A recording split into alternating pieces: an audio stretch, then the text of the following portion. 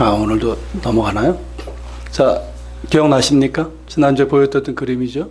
밑에 예루살렘이 있고 위에는 갈릴리, 나사렛 보이시죠? 여기 지금의 나사렛 동네고요. 가운데 있는 건물이 마리아 생가터에 세워진 수태고지 교회입니다. 그래서 잘 안 넘어가요. 여기 그 건물이고, 한 칸 더 내려보시겠어요? 여기 지난주까지 보여드렸었죠? 그 교회 맨 밑에 가면은 저런 이제 앞에 제단 있고 동굴이 있는데 저희가 바로 마리아 실제 생가터입니다. 한 칸 더 내려보시면 여기 조금 더 확대한.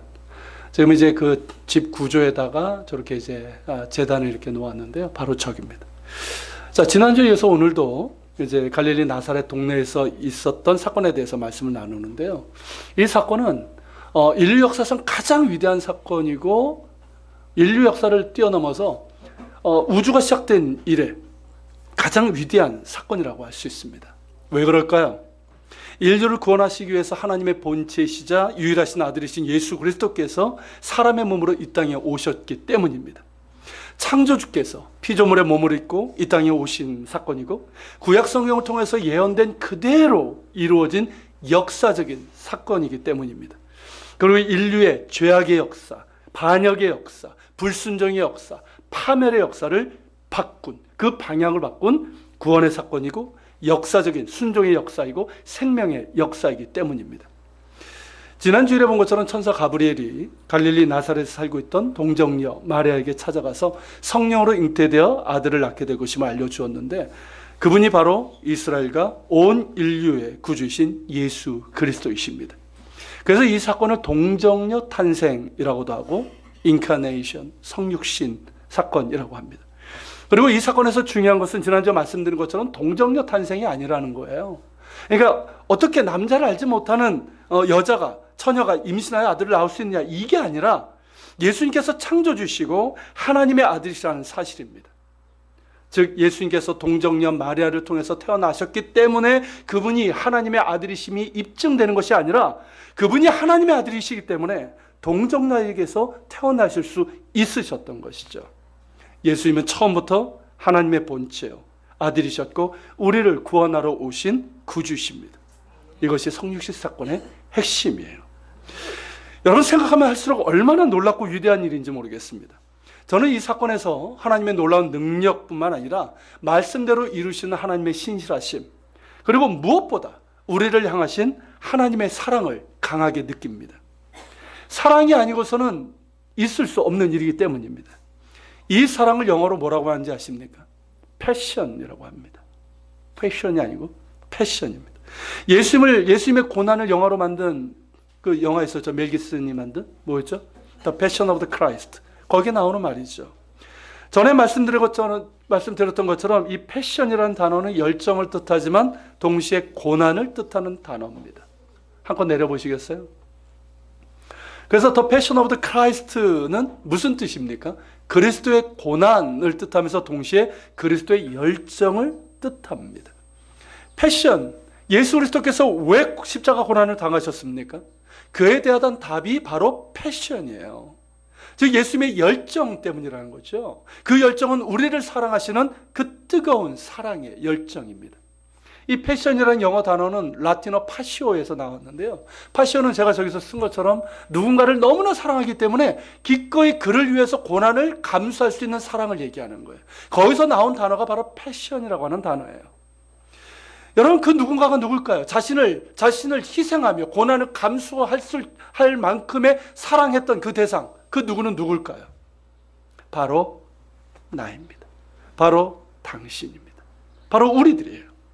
여러분 우리를 향한 예수 그리스도의 그 뜨거운 사랑이 기꺼이 당신의 몸을 십자가 고난과 죽음에 내어주시는 뜨거운 열정으로 나타난 것입니다. 그래서 우리는 예수님의 십자가에서 그 끔찍한 고난을 뛰어넘어서 우리를 향하신 그 놀라운 사랑을 보게 되고요.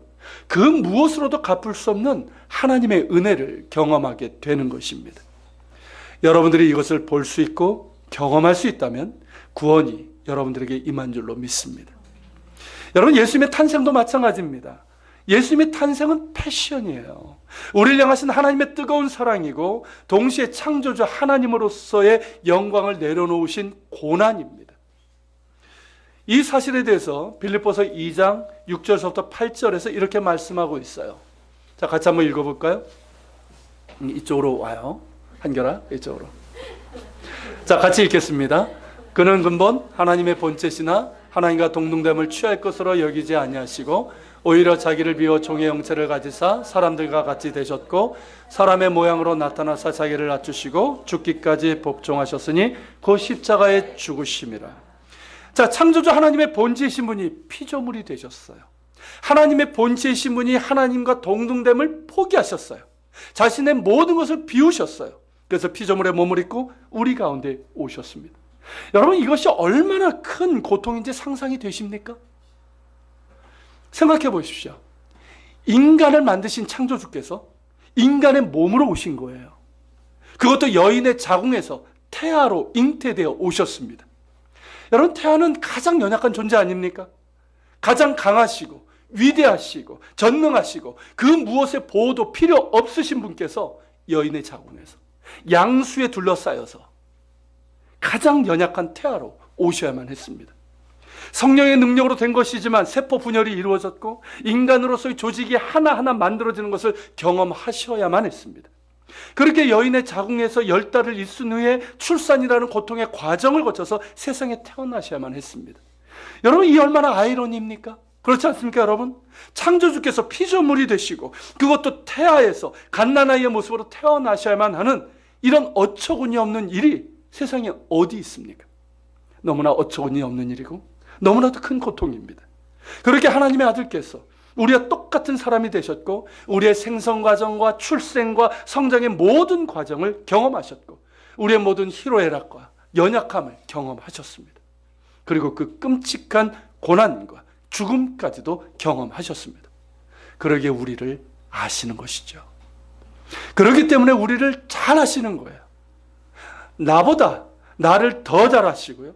그러기에 우리를 능히 이해하시고 도우실 수 있으신 겁니다. 저는 이런 예수님이 좋습니다. 이런 예수님이 너무나 좋아요. 예수님께서 저를 아시기 때문입니다.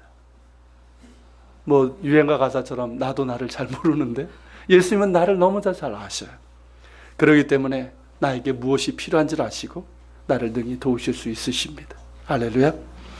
여러분, 예수님의 탄생은 이처럼 엄청난 고난이었어요. 그러나 이 모든 고난을 가능하게 한 것은 오직 하나, 패션. 우리를 향한 하나님의 뜨거운 사랑 때문입니다. 당신의 형상을 따라 지으시고 당신과 사랑의 관계를 나누기 원하셨지만 당신을 거역하고 불순종하고 반역한 죄인들을 결코 포기하지 않으시고 죄와 사망에서 구원하시기 위해서 하나님의 본체심의 아들이신 예수 그리스도를 우리에게 내어주신 하나님의 패션. 그 뜨거운 사랑이 있었기에 성육신 사건이 가능했던 것입니다. 이처럼 하나님의 그 뜨거운 사랑과 고난을 동시에 보여주는 것이 바로 성육신 사건이에요. 우리가 예수님의 탄생에서 이러한 하나님의 사랑과 고난을 볼 수 있기를 바랍니다. 그럴 때 예수님의 오심이 나와 관계가 있는 거예요. 여러분, 세상의 모든 사람은 딱 두 부류로 나눌 수가 있습니다. 그 사람의 인종, 국적, 성별, 나이, 학력, 신분과 상관없이 딱 두 부류로 나눌 수 있어요. 그리고 이 두 부류의 나눔은 엄청난 차이와 결과를 얻게 됩니다. 한쪽은 인생의 고통과 그 고통의 뿌리가 되는 죄의 문제에서 벗어나지 못한 채 결국 영원한 멸망으로 이어지고 맙니다. 반면에 다른 한편은 그 모든 고통과 죄로부터 구원받아 자유함을 얻게 되고 참된 행복을 얻게 되며 영원한 생명으로 이어지게 됩니다. 이 두 부류로 나누어지는 거예요. 그 기준이 뭘까요? 예수 그리스도입니다. 예수 그리스도를 누구라 하느냐, 여기 달려있는 거예요. 여러분, 이 두 부류라는 예수 그리스도를 나의 구조로 믿고 고백하는 사람들이고요. 그리고 다른 한 부류는 여전히 나와 상관없는 그저 3대 성인 중에 한 사람, 위대한 스승 정도로만 생각하는 사람들이죠. 그 차이가 크지 않은 것 같습니다. 그냥 볼 때는 하나의 종교를 택하는 것 같아요. 그렇지만 그 결과는 엄청난 것이고 결코 돌이킬 수 없다는 것을 기억해야 됩니다. 어제 뉴스를 보니까 인도의 간디 아시죠? 간디. 이 간디의 기독교관이 담긴 편지가 5만 달러의 매물로 나왔다고 그래요. 조그만 이렇게 그건데 5만 달러, 5천만 원이 넘는 가격으로 나왔다고 그래요. 거기에 보면 간디에 이제 기독교관이 이렇게 쓰여져 있는데, 간디는 다신교의 힌두교 신자입니다. 힌두교는 엄청나게 많은 신들이 있죠. 그러니까 보이지 않는 하나님의 현현이신 예수 그리스도를 이해를 못하는 거예요. 받아들이지 못하는 거예요. 그러면서 예수는 그저 인류의 위대한 스승 중에 한 명으로 생각한다. 이거를 이제 기독교 학자에게 보낸 편지였어요. 저 역시 간디를 존경하지만 한 영혼으로서의 간디를 볼 때는 너무나도 안타깝고 가슴 아픈 일이 아닐 수 없습니다. 예수 그리스도를 누구로 하느냐. 이것이 우리의 구원을 나르고 우리의 영원한 운명을 결정짓게 될 것입니다. 우리에게 오신 하나님의 사랑 예수 그리스도, 그분이 여러분 한 분 한 분에게 의미 있고 나의 구조로 고백되는 분이 될 수 있기를 축복합니다. 우리가 누가복음의 말씀을 계속 나누고 있는데요, 성령께서 여러분 모두의 마음을 여시고 여러분들의 눈을 열어서 보게 하시기를 소망합니다. 여러분, 예수 그리스도의 성육신은 너무나도 놀랍고 위대한 사건이에요. 그런데 이 위대한 사건이 정작 위대하지 않은 곳에서, 그리고 전혀 위대하지 않은 사람에게서 일어났습니다. 그곳이 어디입니까? 갈릴리 촌동네 나사렛입니다.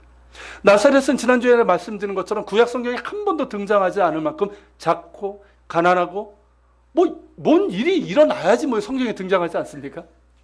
그러니까 별 볼 일 없는 그런 마을이었어요. 작은 시골 마을이었어요. 아무도 주목하지 않는 그곳에서 가장 위대한 일이 일어났습니다. 그리고 누구에게서 이 사건이 임했습니까? 마리아라고 하는 소녀예요. 제가 소녀라고 하는 이유는 뭐냐면, 당시에 결혼 관습으로 미추어 볼 때 마리아의 나이가 몇 살이나 됐을 것 같습니까? 요즘은 결혼 연령이 하도 늦어져가지고 우리가 그렇게 생각하는데, 예전에 우리나라만 해도 굉장히 빨랐었죠. 20대 이전이었어요. 그러니까 10대 중반에서 아무리 많아도 20살은 넘지 않은 나이였습니다. 유대인들은요, 지금도 그래요. 여자아이들, 이 소녀는 만 12세가 되면 성인식을 치릅니다. 그리고 남자아이들은 만 13세가 되면 성인식을 치러요. 굉장히 성대하게 그렇게 치러줍니다. 그러니까 그 나이가 되면 어떻습니까? 성인으로 인정을 받는 거예요. 얘네들 나이면 벌써 성인으로 취급을 받아요. 그러니까 성인으로서 행동을 해야 돼요. 성인으로서 행동을 해야 돼요. 어쨌든 그러니까 그 당시에는 어떻습니까? 이 성인식을 치른 후에 자연스럽게 정혼자를 찾게 되고요. 그러면서 약혼을 하게 되는 거예요. 그러니까 마리아가 천사 가브리엘에게 수태고지를 받은 때는 성인식을 치른 후에 10대 한 중후반 정도의 나이였다는 것이죠. 어떻습니까? 이 마리아라는 소녀가 대단해 보입니까? 주목할 만한 소녀였을까요? 전혀 그렇지 않습니다. 물론 예뻤는지는 모르겠지만 어쨌든 주목할 만한 아이는 아니었어요. 그러니까 마리아라는 소녀를 아는 사람 몇이나 됐겠어요? 나사렛이라는 작은 동네예요. 그 작은 동네 사람들, 그리고 나사렛에서 살던 그들의 친척 정도였을 거예요. 그저 이스라엘 땅에서 흔히 볼 수 있는 평범한 소녀였고요. 나사렛이라는 작은 시골에 살던 그 촌동네 시골 아이였어요. 소녀였을 뿐입니다. 그런데 예수 그리스도의 성육신 사건이 바로 이곳 나사렛에서, 그리고 마리아라고 하는 시골 처녀에게서 일어났다는 것이죠. 그리고 좀 더 나중에 보겠지만 예수님 탄생은 어디에서 이루어집니까? 베들레헴 마구간에서 이루어집니다. 베들레헴 어디 산부인과에서 이루어진 게 아니에요. 우리 막내는 베들레헴 산부인과에서 태어났지만 예수님은 베들레헴 마구간에서 태어나셨어요. 어떻습니까, 여러분? 9세기 맞는 것 같습니까? 이 위대한 탄생이 이루어질 만한 그런 장소와 사람이었냐는 것이에요. 어떻습니까, 여러분? 인간적으로 보면 전혀 그렇지 않습니다.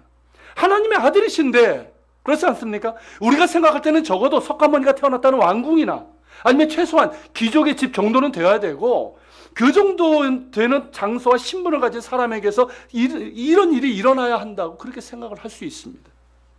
그러나 하나님께서는 우리의 기대와 생각과는 달리 당시 이스라엘 땅에서 가장 작고 보잘것없는 마을에서 아무도 주목하지 않는 시골 처녀를 택하셨고, 그곳에서 이 위대한 일을 행하셨습니다. 하나님께서는 그렇게 하시는 것 같아요. 이 사실을 사도 바울이 알고요, 우리에게 말하고 있는데요. 고린도전서 1장 26절부터 31절의 말씀입니다. 같이 읽겠습니다. 형제들아, 너희를 부르심을 보라. 육체를 따라 지혜로운 자가 많지 아니하며 능한 자가 많지 아니하며 문벌 좋은 자가 많지 아니하도다. 그러나 하나님께서 세상에 미련한 것들을 택하사 지혜 있는 자들을 부끄럽게 하려 하시려고 세상에 약한 것들을 택하사 강한 것들을 부끄럽게 하려 하시며 하나님께서 세상에 천한 것들과 멸시받는 것들과 없는 것들을 택하사 있는 것들을 폐하려 하시나니 이는 아무 육체도 하나님 앞에서 자랑하지 않게 하려 하심이라. 자, 하나님께서 어떤 사람들을 택하신다는 거예요? 잘나고 뛰어나고 그런 사람입니까? 아니라는 거예요. 아니라는 거예요. 여러분, 나사렛이란 동네와 그곳에 살던 마리아가 딱 여기 해당되지 않습니까? 하나님께서는요, 인간적인 어떤 조건이나 잘남이나 능력에 따라 그렇게 사람을 택하지 않습니다. 그것을 보시지 않으세요. 인간적인 기준에 따라 사람을 쓰시지 않습니다. 하나님은 우리에게 너무나도 익숙한 엘리트주의자가 아니라는 말입니다. 여러분, 미국 교회에서 시작돼서요, 한국 교회를 휩쓸고 병들게 한 신학이 하나 있습니다. 그게 번영신학이라고 하는 거예요. 그리고 거기서 나온 엘리트주의입니다. 자, 번영신학 뭐냐면 이거예요. 쉽게 말하면 이거예요. 예수 믿으면 반드시 부자 되고 건강하게 되고 장수하게 되고 잘 된다고 하는 것이고, 번영만을 외치는 신앙의 형태예요. 물질적인 번영과 축복, 이른바 이제 삼박자 축복 같은 현세적인 축복과 번영이 그 초점이고 강조점이에요. 그리고 믿는 자들이 이렇게 예수 믿고 부자 되고 출세하고 높은 자리에 올라가고 성공하면 그것으로 하나님이 영광 받으시고, 하나님은 그런 사람들을 쓰신다라고 하는 것이 바로 엘리트주의입니다. 많이 듣지 않으셨어요? 여러분, 어떻게 생각하십니까? 맞는 걸까요? 정말 그럴까요? 우리 구미에는 일단 맞아요. 그렇지 않습니까? 여러분, 우리가 바라는 것이 사실 뭡니까? 물질적인 번영과 축복 아닌가요? 현세적인 축복과 번영, 성공과 출세, 뭐 이런 것 아닙니까? 그래서 이런 것들이 먹혀 들어가는 것이고요, 이런 번영신학과 엘리트주의를 강조하는 곳에 사람들이 몰리는 겁니다. 하지만 이것은 성경적으로 바른 신학이 아니에요. 정확하게 말하면 거짓 복음이고 우리의 욕심을 그럴듯하게 포장한 기복신앙에 불과합니다. 물론 하나님께서는 우리에게 현실적인 복도 주십니다. 그분은 복의 근원이에요. 그래서 우리에게 물질적인 복을 주십니다. 건강도 주시고 장수도 주시고 세상적인 성공도 우리에게 허락해 주십니다. 그러나 그것이 전부가 아니에요. 우리가 예수 믿는 목적이 아니란 말이에요. 이해가 되십니까? 그냥 우상이나 타종교를 믿는 사람들은 그게 목적이 될 수 있지만, 여러분, 우리가 예수 믿는 목적은 그 복을, 현세적인 복을 받기 위해서 믿는 게 아니란 말이에요. 그런 것들은 그저 하나님의 선물일 뿐이에요. 정말 하나님께서 우리에게 원하시는 건 뭘까요? 그것을 신학으로 표현한다면 고난의 신학이고요, 섬김의 신앙이에요. 여러분, 번영신학이 아니라 고난의 신학이고, 엘리트주의가 아니라 자신을 낮추고 겸손히 낮아져서 섬기는 이 섬김의 신앙이에요. 여러분, 고난의 신학이라고 했을 때는 쉽게 말하면 이겁니다. 순종이에요. 아십니까? 고난의 신학은 순종을 의미합니다. 예수 그리스도께서 이 땅에 오심은 철저한 순종입니다. 성부 하나님의 뜻에 철저하게 순종하셨기 때문에 성육신이 가능했습니다. 예수님의 순종은 십자가의 죽기까지 이어졌어요. 그 순종이 하나님의 뜻을 이루셨고 우리를 구원하신 것입니다. 예수 그리스도께서는 자신을 비우셨어요. 하나님의 동등됨을 취할 것으로 여기지 아니하시고 자신을 비워 종의 형체를 가지셨고 또 우리에게 섬김을 친히 보여주셨습니다. 예수님께서 뭐라고 하셨습니까? 나는 섬김을 받으러 온 것이 아니라 도리어 섬기러 왔다고 하셨어요. 그러면서 말씀하신 그대로 제자들의 발을 씻겨주셨습니다. 자, 부정한 죄인들의 친구가 되셨습니다. 예수님께서는 이처럼 철저한 순종과 자신을 비우는 섬김을 통해서 하나님의 뜻을 이루셨고 인류 구원의 길을 여셨습니다. 그분은 결코 엘리트가 아니었어요. 여러분, 사람들에게 랍비라, 선생님이라 그렇게 불렸지만 정식으로 랍비 교육을 받으신 분이 아니에요. 여러분, 그 당시에 유대교 랍비는요, 지금도 뭐 굉장히 존경받는 위치에 있지만 당시 최고의 교육 과정을 거친 분들이에요. 그리고 그 당시에 유대인들에게 가장 존경받는 위치에 있었어요. 엘리트였고 기득권자들이었어요. 그러나 예수님은요, 엘리트가 아니었고 기득권자도 아니었어요. 예수님께서 그러셨죠. 나는 머리 둘 곳도 없다. 무슨 뜻입니까? 나는 집안채도 없다 이 뜻이에요.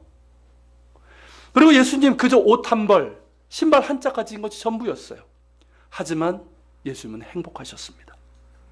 이 세상 그 누구보다도 행복하셨고 그 누구보다도 자유하셨어요. 왜일까요?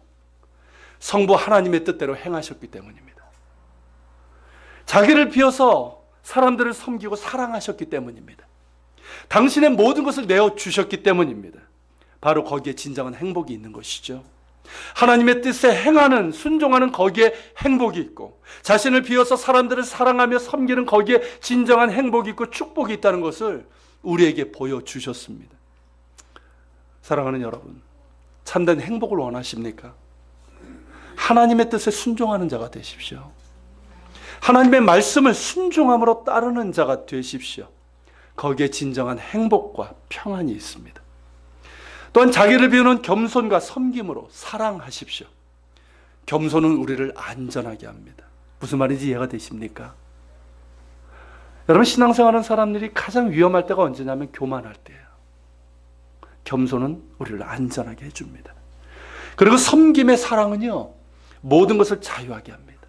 새롭게 합니다. 해보신 분들 알아요. 자신을 낮추는 겸손과 섬김을 통해서 우리는 진정한 행복이 무엇이고 하나님의 사랑이 무엇이고 무엇보다 우리가 예수님의 사람이라는 것을 알게 됩니다. 그럴 때 하나님께서 우리에게 주시는 선물들이 정말 복이 되지 않을까요? 그렇지 않겠습니까, 여러분? 그럴 때 하나님께서 우리에게 허락하시는 물질적인 은사들, 건강, 장수, 세상적인 성공과 위치들, 이런 것들이 정말 복이 되지 않겠습니까? 그것들이 정말 하나님의 뜻을 이루고 하나님의 영광을 돌리는 그런 도구가 되지 않겠어요? 여러분, 이 순서가 뒤바뀌면 안 됩니다. 이 순서가 바뀌면 안 돼요. 하나님은 예수 그리스도 안에서 우리를 부르셨습니다. 예수님 닮은 순종의 삶을 살아가라고 우리를 부르셨어요. 예수님 닮은 겸손과 섬김의 사랑을 행하라고 우리를 부르셨습니다. 거기에 참된 행복이 있어요. 할렐루야. 거기에 자유함이 있어요. 무엇보다 예수님이 선명하게 보입니다. 이것이 제대로 될 때 하나님께서 우리에게 주시는 선물들이 복이 될 수 있는 거예요. 여러분, 이런 점에서 마리아를 보면 어떻습니까? 가장 적합하지 않습니까? 고린도전서 1장의 말씀처럼 마리아는 어떻습니까? 세상적으로 볼 때 미련하고 약하고 천하고 멸시받는 사람이었어요. 하지만 마리아에게는요, 하나님께서 귀하게 보신 것이 있었어요. 그게 뭘까요? 하나님께서 마리아에게서 가장 귀하게 보신 그게 있었어요. 그에게는. 그게 뭘까요? 바로 순종입니다. 자, 38절을 같이 보겠습니다. 내려보세요. 마리아가 이르되 주의 여종이오니 말씀대로 내게 이루어지이다 하매 천사가 떠나가니라. 자, 주의 여종이오니 말씀대로 내게 이루어지이다. 말의 순종이 담겨있는 말입니다. 그런데 여러분, 이것이 쉬웠을까요? 이게 쉬웠을까요? 당시 마리아는 요셉이라는 사람과 약혼한 상태였어요. 당시 유대 관습에서는요, 먼저 약혼을 하게 됩니다. 그리고 약혼 때 결혼 서약을 다 해요. 우리하고 틀리죠? 결혼 서약을 다 하고 그때부터 사람들에게 부부로 인정을 받습니다. 하지만 신랑 신부가 정식으로 합방을 하고 육체적인 결합을 이루는 것은 언제냐면 약혼식으로부터 1년 후에 이루어집니다. 그러니까 1년 정도의 약혼 기간을 두는 것이 그 당시의 관습이었어요. 그러니까 당시 마리아는 이런 상태에 있었다는 거예요. 요셉이라는 사람과 약혼한 상태였고, 그러나 아직 부부관계는 갖지 않은 상태이고, 당시 관습으로는 사람들에게 부부로 인정받는 그런 상황이었습니다. 이런 가운데 천사 가브리엘의 수태고지가 마리아에게 어땠을까? 받아들일만 했습니까? 아니에요. 전혀 그렇지 않습니다. 지금은 약혼한 상태이기 때문에 순결을 지켜야 됩니다. 그런데 잉태하여 아들을 낳게 될 것이다. 이게 무슨 말입니까? 그런데다 그 아들의 이름을 예수로 하라. 하나님께서 구원하신다는 뜻이잖아요. 그가 큰 자가 되고 하나님의 아들이라 일컬어질 것이며 다윗의 왕자를 가지신 분이시다. 이게 도대체 무슨 말입니까? 너무나도 놀랍고 당황스럽고 이해가 되지 않고 어이없고 어쩌면 머리가 하얘졌는지도 모릅니다. 그러니까 마리아가 이 말을 듣고 뭐라고 얘기합니까? 나는 남자를 알지 못하니 어찌 일이 있으리까? 라고 할 수밖에 없는 것이죠. 너무나도 인간적이고 자연스러운 생각입니다. 약혼은 했지만 요셉과 잠자리를 같이 하지 않은 처녀입니다.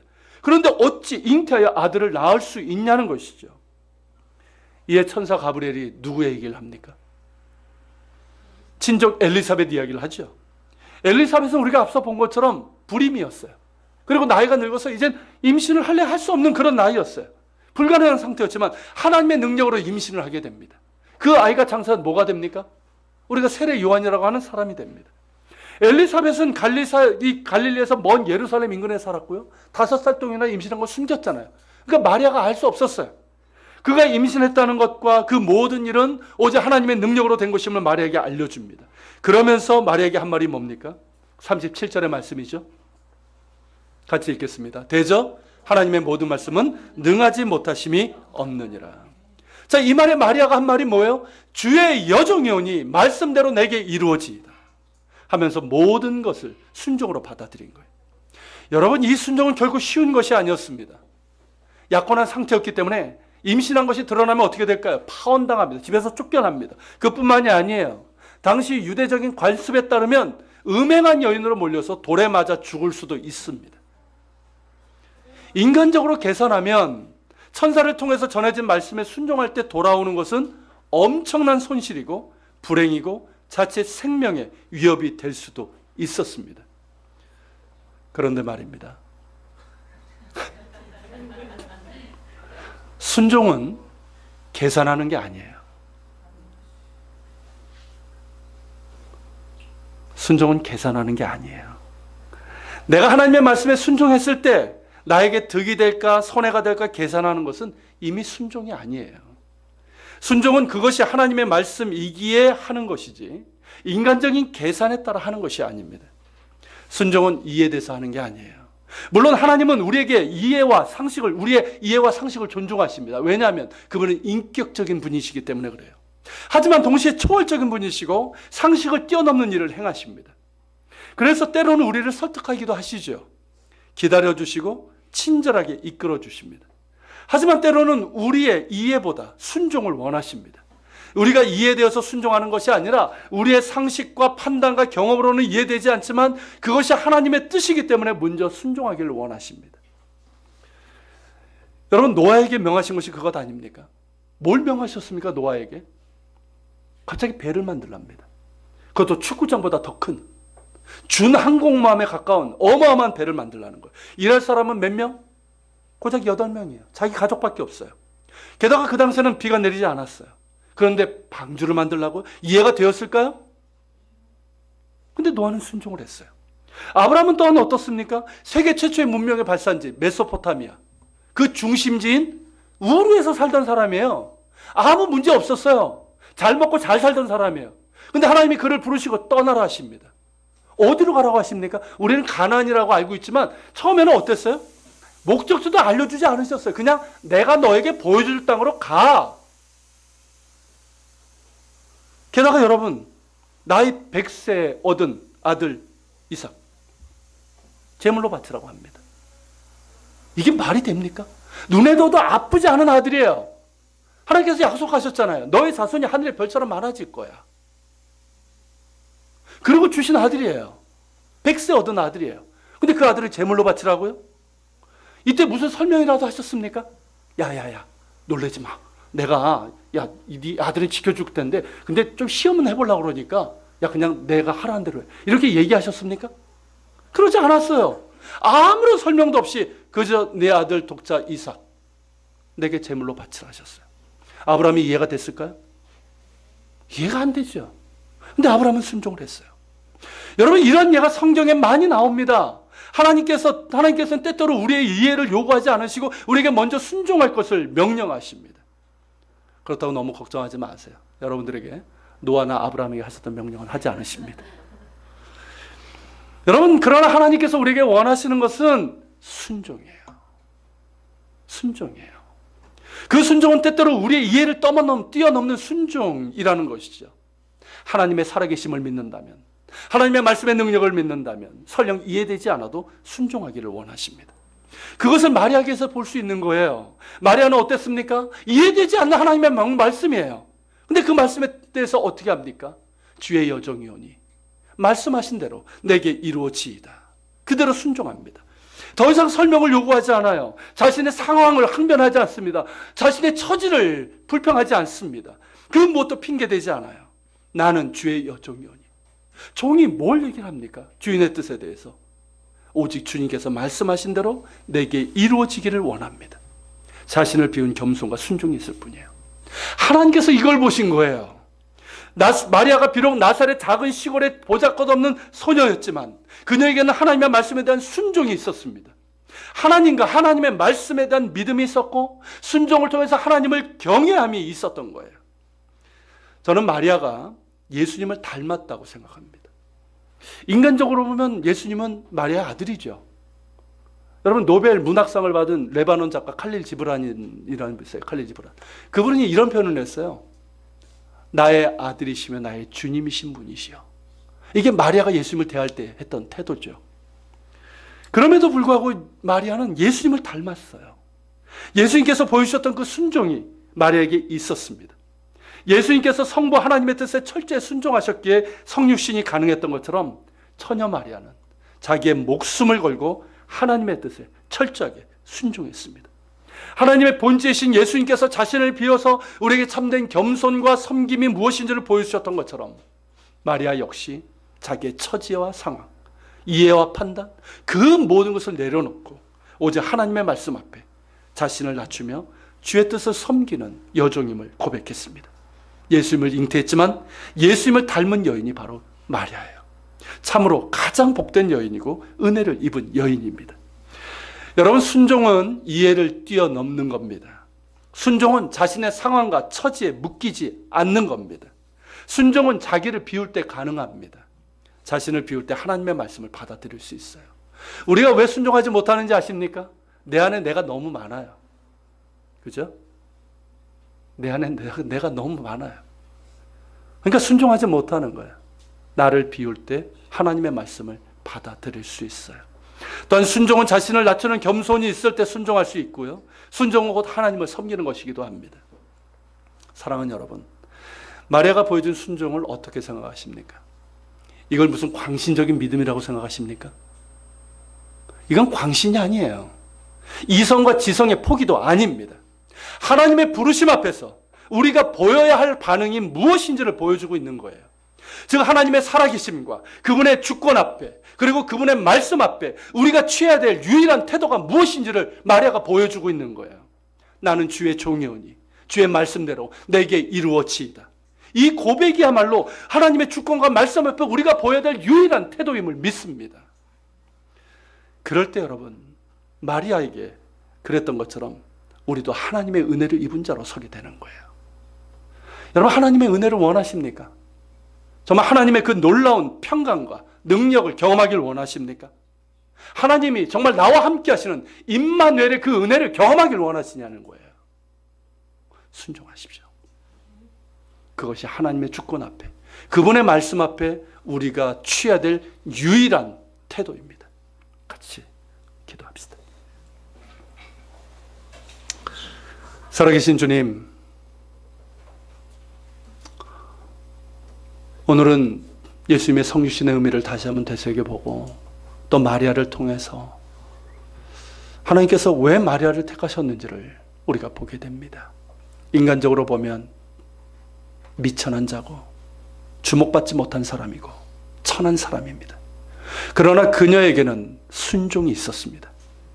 하나님을 경외함이 있었습니다. 비록 어린 나이였지만 하나님을 경외했고 순종하는 믿음이 있었습니다. 그것을 보시고 그를 택하셨습니다. 하나님, 우리에게도 그러한 믿음과 순종이 있기를 원합니다. 우리는 얼마나 많이 나의 처지와 상황을 항변합니까? 이래서 못하고 저래서 못하고. 그러나 하나님께서는 우리의 이해를, 우리의 어떤 변명을 원하지 않으십니다. 순종을 원하십니다. 주님, 순종하게 하옵소서. 순종이 때로는 힘들 수도 있습니다. 순종의 결과로 당장은 어려울 수도 있습니다. 그러나 순종의 결과는 축복이요, 평안이요, 그 무엇으로도 알 수 없는 하나님의 은혜 가운데, 평강 가운데 임하는 것인 줄로 믿습니다. 이러한 순종으로 하나님께 영광 돌리게 하여 주옵소서. 하나님의 주권 앞에 하나님의 살아계심을 믿는다면, 하나님의 말씀을 우리가 정말 믿는다면 우리가 취해야 될 태도는 오직 순종인 줄로 믿습니다. 그 순종을 하나님께 드리고자 합니다. 받으시옵소서. 그리고 주님, 이 시간 우리가 주님의 몸에 참여하길 원합니다. 이 성찬에 참여할 때 예수께서 왜 이 땅에 오셨고 나를 위해서 십자가에 달리심의 의미를 우리가 다시금 기억하게 하옵소서. 예수 그리스도의 이름으로 기도합니다. 아멘.